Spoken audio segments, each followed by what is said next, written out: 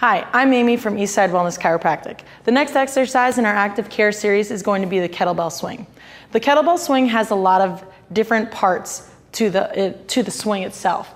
First, we want to talk about position and form and where the bell is actually going to swing.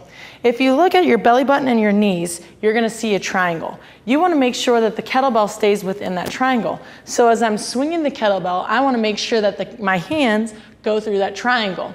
The second I let my hands drop below that triangle, you can see that my back starts to flex. However, when I keep my hands high and I go through the triangle between my knees and belly button, I get this nice lordotic curve that we want to maintain during the entirety of the swing, similar to our deadlift. A kettlebell swing is basically a deadlift, however, it's more dynamic. We're going to have Dr. Brian go through the kettlebell swing. To start with, he's going to do a basic deadlift. So he's going to kick his hips back. He's going to grab the bell, and he's just going to deadlift the kettlebell up. Now, as he gets ready, he's going to lock in his shoulders. Now, he's just going to kind of give a nice swing, getting his hips moving back and forth. He's not creating the swing from his back, he's creating the swings from a pendulum movement at the hips. From here, when he becomes comfortable, he's going to force the bell through that triangle a little more forcefully. As he does so, to come up with it, he's going to now explode through his heels, drawing his hips forward and exploding up with the bell. It does not matter how high the bell goes. The reason the bell actually comes up at all is because you're creating drive from the hips. One thing you want to make sure is that when you extend, that you're locking out at the hips. You want to make sure you're not sitting back a little.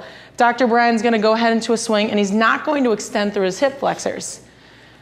Notice how he stays a little squatty. Now, when he comes into his hip flexors, notice that pop and that drive through the hips that he creates. That's where we want to create the momentum. Now, next thing we want to look for is we want to make sure that we end nice and tall, head to the ceiling. You want to make sure that you're not hyperextending in the back because we don't want to use the back muscles to pull the bell. We want to use the hip muscles to drive the bell. This time, Dr. Brian's going to go through the swing, and he's going to extend through the back, leaning back. Notice how he leans back, and in turn, that bell starts to kind of come up. He wants to make sure his wrists and hands have a great grip, keeping the bell straight, and his head finishes straight towards the ceiling. To do so, you're going to make sure that you're squeezing your gut. At the top of a kettlebell swing, you should always be squeezing your gut and your butt to make sure that you end in a nice tall position. Good. Now, every time Dr. Brian stops the swing, notice how he absorbs it. After he finishes absorbing it and he kills the momentum, he's going to deadlift the bell down. Those are the basics behind the kettlebell swing. There's a lot more to the swing that we'll be going over here, but this is a nice refresher for when you're at home.